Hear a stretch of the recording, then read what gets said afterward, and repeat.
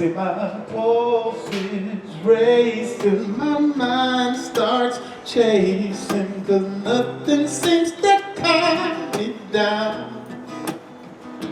So I whisper softly, just like she taught me. It's all in my head. She said it's all in my head. But my thoughts betray me. The mirror shames me. The old me has up and left. I keep telling myself, boy, you're gonna be okay. Get a hold of yourself, man, get a hold and believe like you used to. Pretend if you need to, hold on till you get through. Oh, cry if it hurts, scream if that words hurt, to reach out for help. Oh, well, it's easier said than done, I swear. When you're in it, it feels like forever. We are now ready to move forward with our theme. Again, it's vision, and we're very excited to have an Austinite on our stage to share her thoughts about this, who I think will have a unique point of view. Jen is the founder and the leader of the non-9-to-5, hence why she is a non-9-to-5er. With over 13 years of hands-on self-employment experience, Jen specializes in guiding people fueled by their burning desire to break free from their 9-to-5 jobs and establish unique service-based businesses. Her expertise spans sectors like nonprofit, health and wellness, real estate, the arts, education, travel. Honestly, this list is too long, Jen. It's too much expertise. And she has empowered countless individuals to pursue their dreams and achieve self-employment success. She herself embodies that blueprint for entrepreneurial transformation. Here to share her thoughts on the intersection of creativity and vision, please help me welcome Jen Shultz. Thank you. Am I on? How's everyone doing this morning? Yay! How cool is this place, by the way? So cool. I walked in and I was like, oh my gosh, I know that sign, I know that sign, I know that sign. I've got a question for all of you. When you were a kid, what did you say you wanted to be when you grew up? And just shout those out. What did you say you wanted to be when you grew up, when you were a kid? Vet, taxi driver, actor, doctor. Okay, I knew there were a lot more, but I was like, wow, I didn't expect that level of participation. That makes me very excited. So whatever you said that you wanted to be when you grew up was a vision that you had as a child. For me, when I was a kid, I wanted to be a roller coaster tester person. I thought that was a real job, that they would build a roller coaster and I could test it and that's what I would get paid for. So one of the definitions of vision is the ability to think or plan the future with imagination or wisdom. So the ability to think or plan the future with imagination or wisdom. So we had visions when we were children. We have visions as adults. When I was in first grade, we had pen pals that we would write letters to. So I'm from New York originally. Our pen pals were in a school in New Jersey. And we were writing for, as a kid, what felt like a couple of months, maybe it was a couple of weeks, I don't recall. But I really recall clearly that we had a field trip plan to meet our pen pals. I was so excited. I had all these ideas of what my pen pal would look like, be like, and the morning came for the field trip, and I woke up with 102 fever, as my mom tells me. And so I didn't go on that field trip. I never met that pen pal, and boy, was I really sad. And that vision never came to fruition. So as adults, we may have career visions, relationship visions, family visions, travel visions, et cetera, et cetera. So raise your hand if you currently have a vision for something, anything. So look around so you know you're not the only person with a vision. Awesome. Now, I'm just curious, also with the show of hands, is there anyone here today that has a vision of being a business owner? Awesome. Beautiful.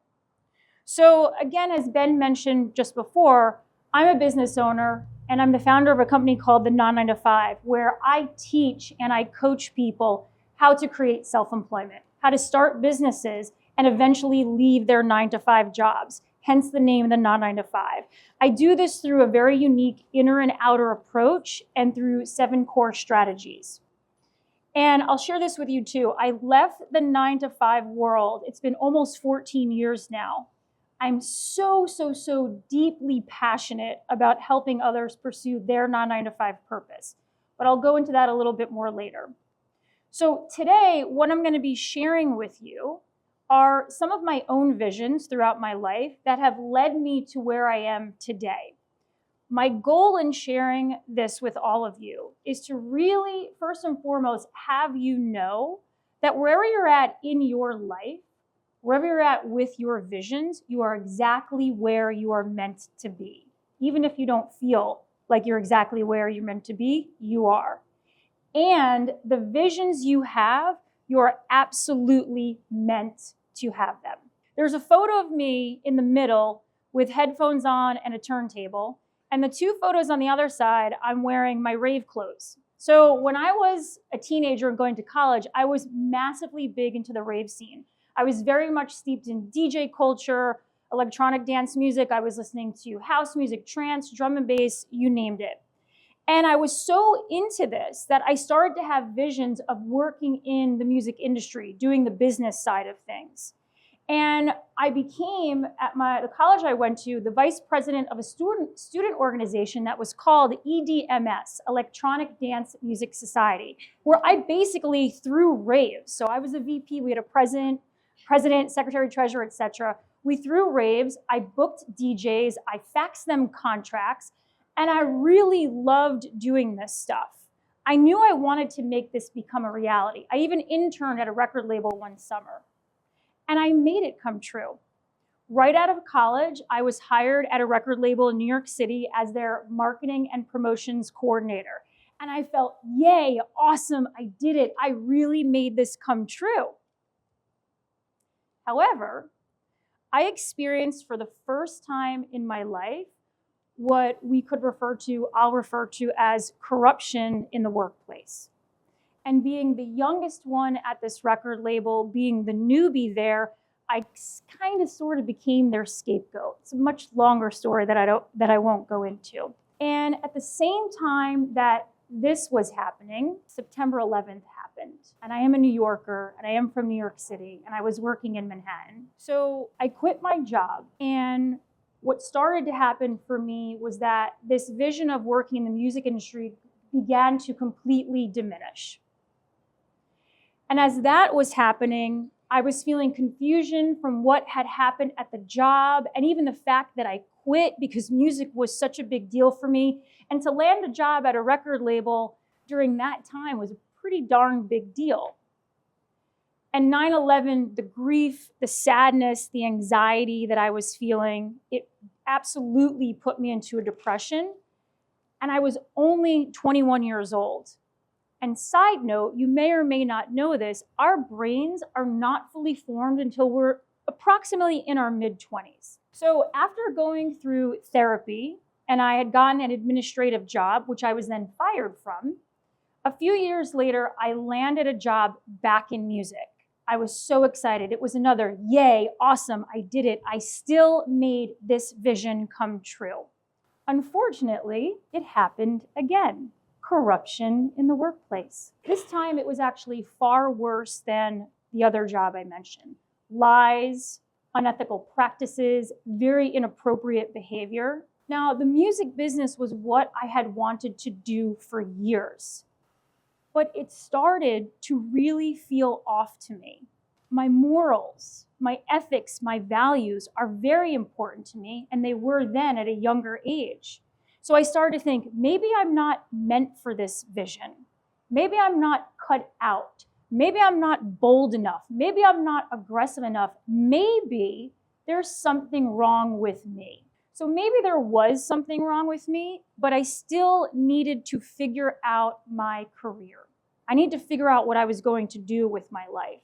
And what started to come to me was, what if I could do work that positively impacted others, where there wasn't corruption going on? And ta-da, that brought me to becoming a teacher. And I became a teacher by putting myself back through school for a master's degree in special and general education. I tutored, I substitute taught. And after I completed my degree, very soon on, I landed a teaching job. It was another moment of, yay, awesome, I did it. I made this new vision come true. I became the special education teacher alongside my co-teacher, who in our classroom, she was the designated general education teacher for our fourth graders.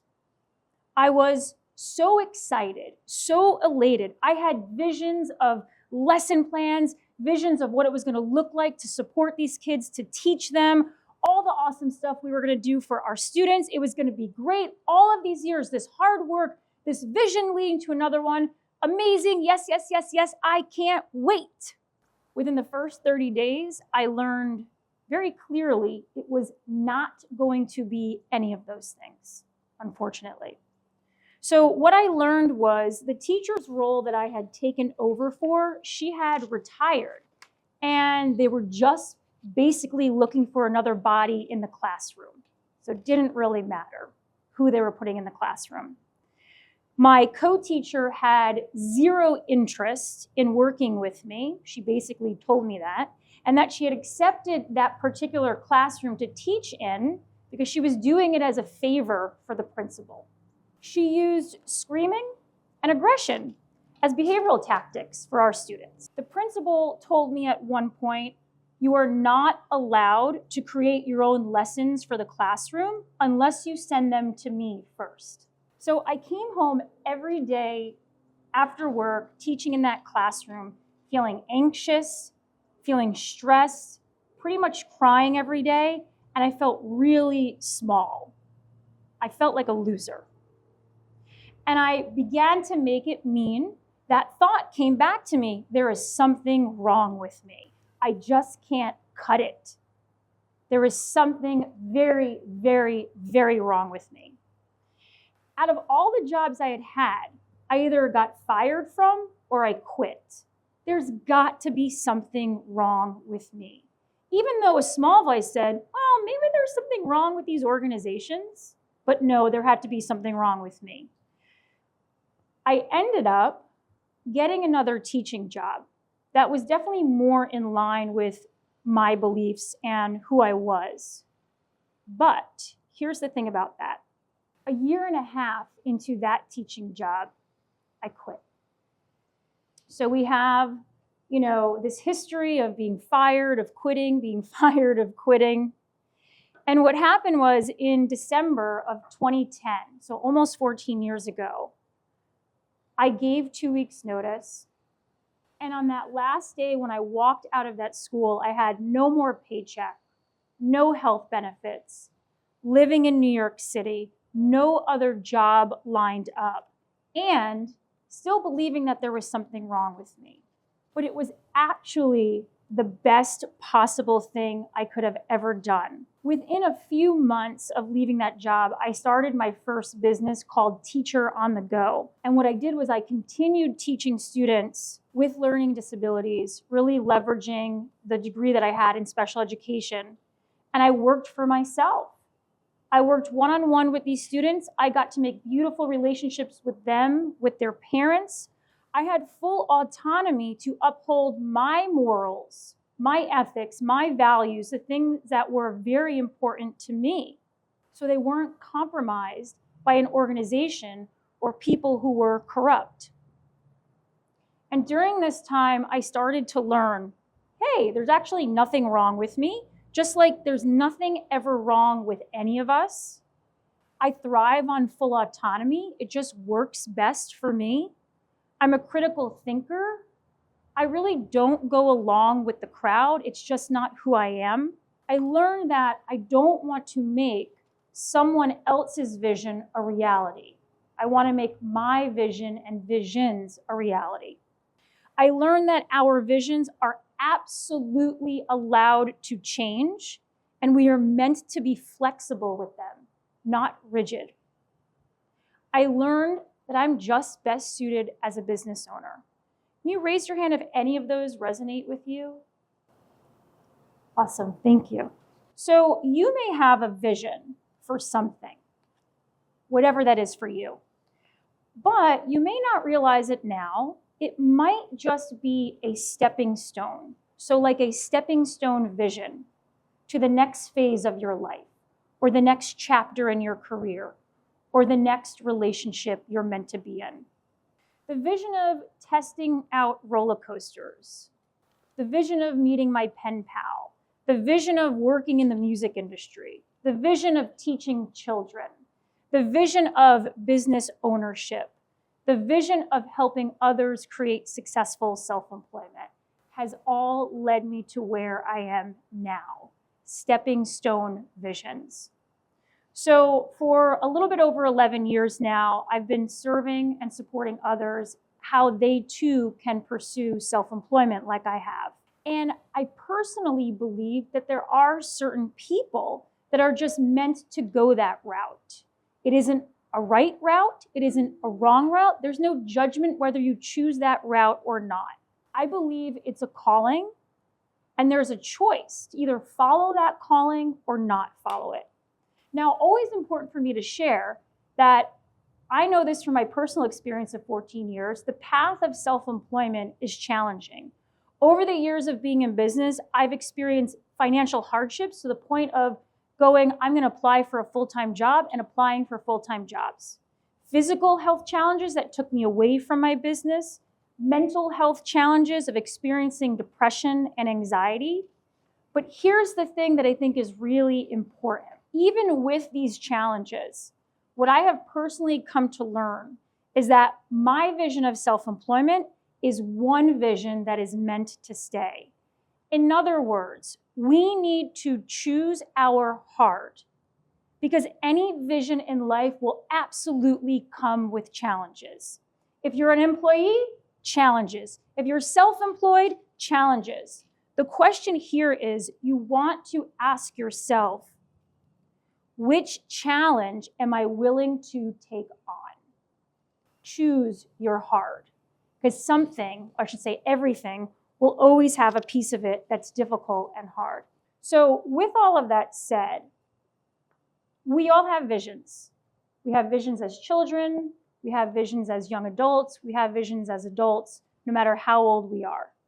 Some of those visions are those stepping stone visions. Some of them are just not meant to come true, like my vision of meeting my pen pal, my vision of being a roller coaster tester person.